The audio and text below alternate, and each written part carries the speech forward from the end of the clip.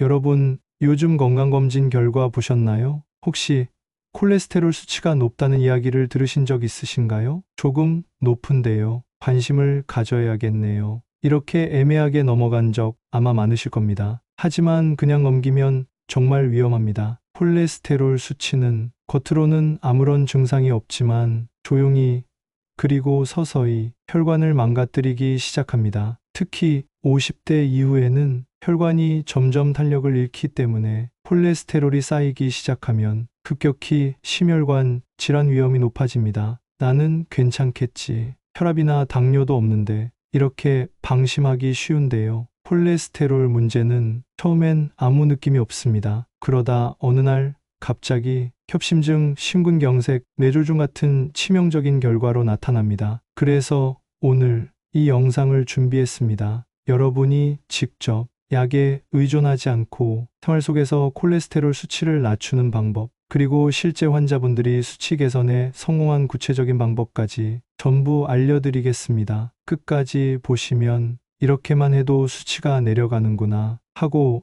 놀라실 겁니다. 지금 이 영상 하나가 여러분의 건강을 지키는데 정말 큰 전환점이 될 수 있습니다. 그럼 본격적으로 시작해 볼까요? 콜레스테롤, 사실 우리 몸에 꼭 필요한 성분입니다. 호르몬을 만들고 세포막을 튼튼하게 유지하고 지방 소화를 돕는 담즙산의 재료가 되죠. 문제는 필요 이상으로 많아졌을 때입니다. 특히 50대 이후 몸의 대사 기능이 떨어지면서 콜레스테롤 조절 능력도 함께 약해집니다. 그럼 왜 콜레스테롤 수치가 올라가는 걸까요? 첫 번째 이유, 간 기능 저하입니다. 콜레스테롤은 대부분 간에서 만들어집니다. 음식으로 섭취하는 콜레스테롤보다 음소간에서 자체 생산하는 양이 훨씬 많습니다. 그런데 나이가 들면서 간의 대사 능력이 떨어지고 콜레스테롤 배출이 제대로 이루어지지 않으면 혈액 속에 LDL 콜레스테롤, 즉 나쁜 콜레스테롤이 쌓이기 시작합니다. 두 번째 이유,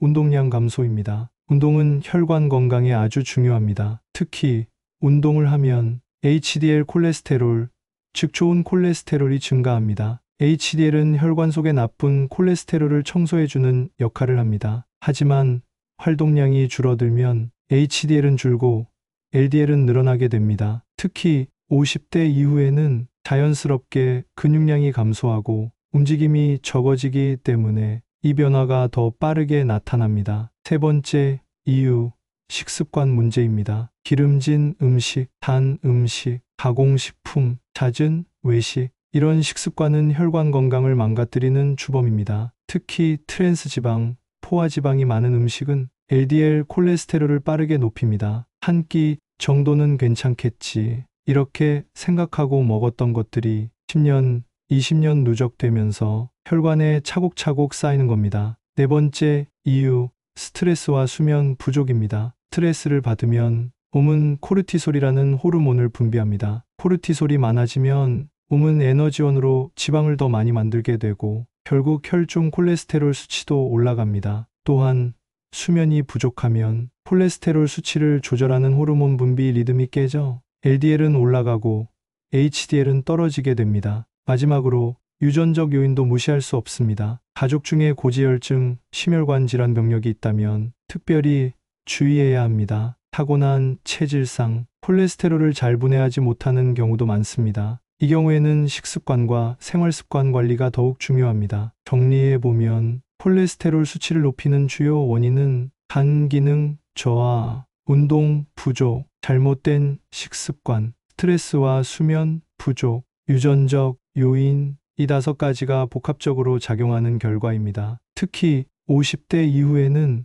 이 모든 요인이 동시에 작용하기 때문에 예전과 같은 생활을 해도 콜레스테롤 수치가 자연스럽게 올라갈 수밖에 없습니다. 그럼 이런 원인이 몸에 어떤 증상으로 나타나는지, 그리고 생활 속에서는 어떤 징후로 감지할 수 있는지 이제 구체적으로 살펴보겠습니다. 콜레스테롤 수치가 높아도 초기에는 대부분 아무런 증상이 없습니다. 그래서 더 무섭습니다. 몸이 보내는 미세한 신호를 놓치기 쉽기 때문입니다. 첫 번째 신호, 피로감과 무기력입니다. 요즘 따라 괜히 몸이 무겁다. 아무것도 안 했는데 지친다. 이런 느낌, 콜레스테롤이 혈관을 막기 시작하면서 산소 공급이 줄어든 결과일 수 있습니다. 특히 심장 근육이 충분한 혈액을 받지 못하면 조금만 움직여도 쉽게 피로를 느끼게 됩니다. 두 번째 신호, 가슴 답답함과 숨 가쁨입니다. 혈관이 좁아지면 심장은 더 강하게, 더 자주 뛰어야 합니다. 그 결과 가슴이 답답하거나 조금만 걸어도 숨이 차는 현상이 나타날 수 있습니다. 특히 계단을 오를 때 예전보다 훨씬 힘들게 느껴진다면 콜레스테롤 문제를 의심해 봐야 합니다. 세 번째 신호, 다리 통증과 저림입니다. 말초동맥 질환이라고 들어보셨나요? 다리로 가는 혈관이 좁아지면 평소에는 괜찮다가 걷기만 하면 종아리가 쑤시고 저리는 증상이 나타납니다. 요즘 다리에 쥐가 자주 난다. 걷다가 다리가 터질 것처럼 아프다. 이런 경험이 있다면 단순한 근육 문제로 넘기지 마시고 혈관 상태를 점검해 보시는 것이 좋습니다. 네 번째 신호, 황색종입니다. 피부에 노란색 지방 덩어리 같은 것이 생기는 현상입니다. 특히 눈꺼풀 주변, 목, 팔꿈치, 무릎 등 피부가 얇은 부위에 잘 나타납니다. 이는 혈중 콜레스테롤 농도가 너무 높을 때 지방이 피부 밑에 쌓이면서 생기는 것입니다. 눈에 띄는 변화이기 때문에 이런 증상이 보이면 반드시 검진을 받아야 합니다. 다섯 번째 신호, 야간 통증입니다. 혈관이 심하게 좁아지면 밤에 가만히 누워 있을 때조차 다리나 가슴 부근에 통증을 느끼게 됩니다. 이는 혈류가 정상적으로 공급되지 못하고 있다는 심각한 신호입니다. 가볍게 넘기지 말고 반드시 전문가 상담을 받아야 합니다. 정리해 보면 콜레스테롤 수치 이상은 피로감, 가슴 답답함, 숨 가쁨, 다리 통증과 저림, 피부 지방, 덩어리 황색종, 야간 통증, 이런 다양한 신체 신호로 나타날 수 있습니다. 하지만 문제는 이 증상들이 피곤해서 그런가 보다, 나이 드니 그렇지 하며 쉽게 넘어가기 쉽다는 겁니다. 그래서 정기적인 혈액 검사 그리고 생활 습관 개선이 정말 중요합니다. 이제 다음 파트에서는 그렇다면 실제 연구에서는 어떤 방법이 콜레스테롤을 낮추는 데 효과가 있었는지 구체적인 사례를 통해 살펴보겠습니다. 콜레스테롤 수치를 낮추는 방법, 막연한 이야기가 아닙니다. 실제로 많은 연구와 사례가 구체적인 해답을 보여주고 있습니다. 먼저 비하버드 의대에서 진행한 유명한 연구부터 살펴보겠습니다. 이 연구에서는 50대 이상 성인 2,000명을 대상으로 식이 조절만으로 콜레스테롤 수치가 얼마나 변하는지를 관찰했습니다. 실험군은 포화지방 섭취를 줄이고 식이섬유 섭취를 늘리고 식물성 스테롤이 풍부한 음식을 추가했습니다. 6개월 뒤 LDL 콜레스테롤 수치가 평균 15%나 감소했습니다. 특히 일상 식사 습관을 크게 바꾸지 않고도 소소한 조정만으로도 수치가 확실히 내려갔다는 점이 주목할 만합니다. 이 연구팀은 결론을 내렸습니다. 약물 없이도 올바른 식습관 변화만으로 심혈관 질환 위험을 상당히 줄일 수 있다. 다음은 캐나다 토론토 대학의 연구입니다. 여기서는 5가지 식품군을 강조했습니다. 귀리, 아몬드, 대두, 단백질, 식물성 스테롤이 풍부한 식품, 채소와 과일, 이 식단을 1년간 실천한 결과 LDL 콜레스테롤 수치가 30% 가까이 감소했습니다. 약물 복용 없이 얻은 결과라는 점에서 세계 의료계에 큰 반향을 일으켰습니다. 이제 실제 환자 사례를 보겠습니다. 제가 직접 관리했던 65세 남성 환자분 이야기를 들려드릴게요. 이분은 평소 운동을 거의 하지 않고 식사도 외식이 많았습니다. 혈액 검사 결과 LDL 콜레스테롤 수치가 180mg로 심각한 고지혈증 단계였습니다. 처음에는 약을 복용하는 것만을 원하셨지만 제가 식이요법과 운동의 중요성을 다시 강조드렸습니다. 하루 30분 걷기, 흰쌀밥 대신 현미밥, 고기 대신 두부, 생선 섭취, 매일 아몬드 한 줌, 야채를 식사량의 절반 이상 채우기,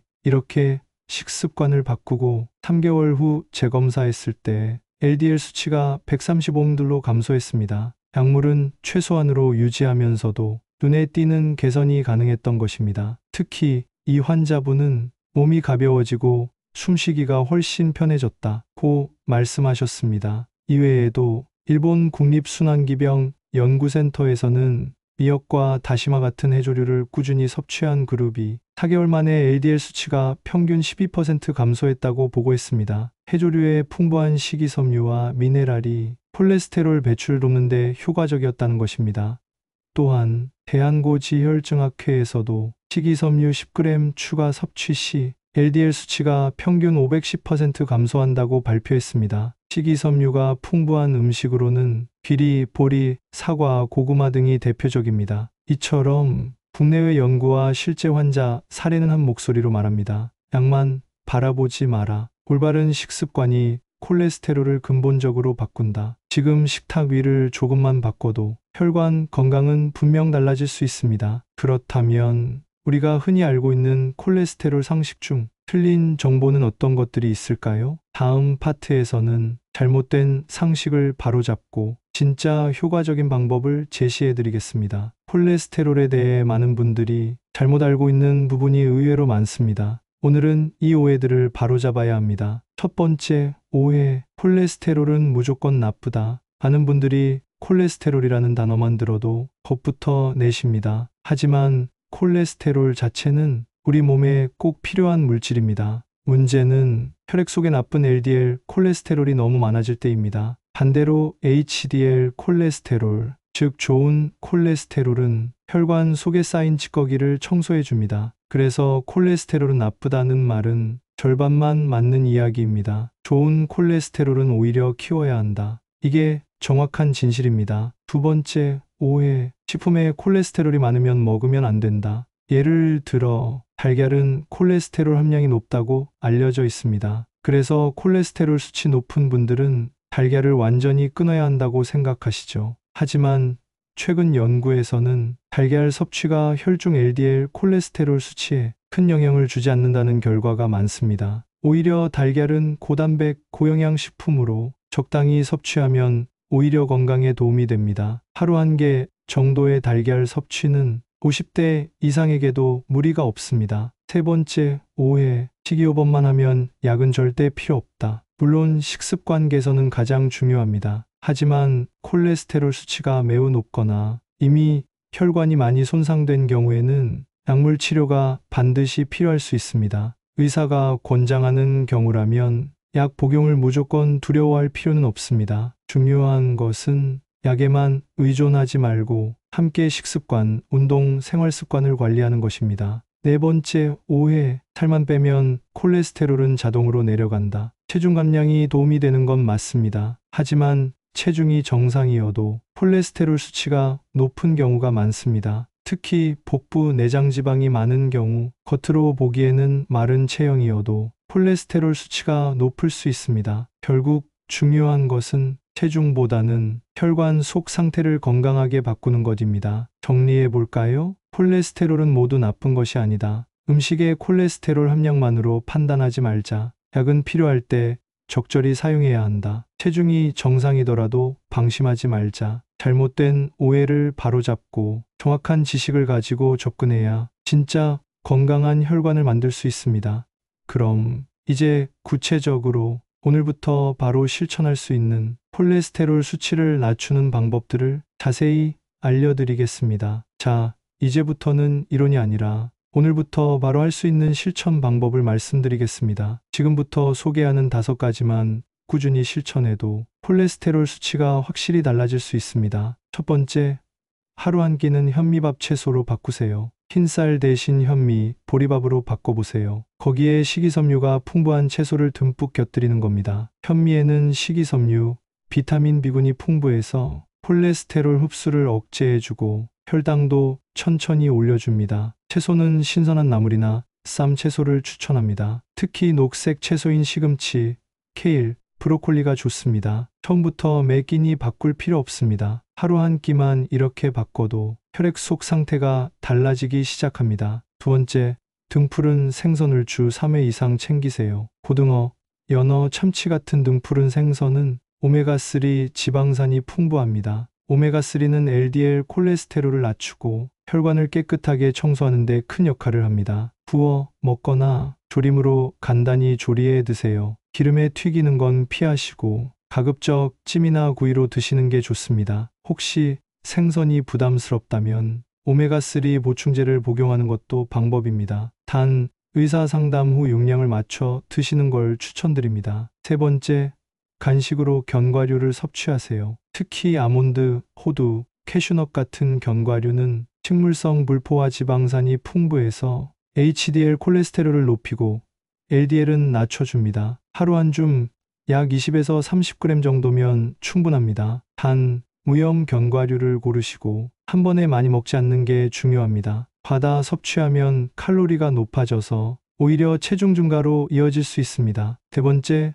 매일 30분 빠르게 걷기 운동을 하세요. 운동은 가장 강력한 HDL 콜레스테롤 증가 방법입니다. 특별히 힘든 운동일 필요 없습니다. 빠르게 걷기, 가벼운 조깅, 자전거 타기, 이런 유산소 운동을 하루 30분 주 5회만 꾸준히 해도 몸 안의 혈관 청소 시스템이 살아납니다. 특히 걷기 운동은 관절에 무리도 덜 가기 때문에 50대 이상에게 가장 추천하는 방법입니다. 처음에는 10분만 걷고 조금씩 시간을 늘려보세요. 다섯 번째, 스트레스 관리를 꼭 하세요. 스트레스는 콜레스테롤 수치를 올리는 수문적입니다. 스트레스를 받으면 몸은 지방을 더 많이 합성하고 혈관을 수축시키기 때문입니다. 하루 10분 명상하기, 가벼운 요가, 좋아하는 취미 생활하기, 이런 작은 방법들이 장기적으로 혈관 건강을 지키는 데 큰 도움이 됩니다. 특히 잠자기 전 핸드폰 대신 조용한 음악을 들으며 심호흡하는 것만으로도 스트레스가 크게 줄어듭니다. 실천 정리, 하루 한 끼는 현미밥 채소 식사,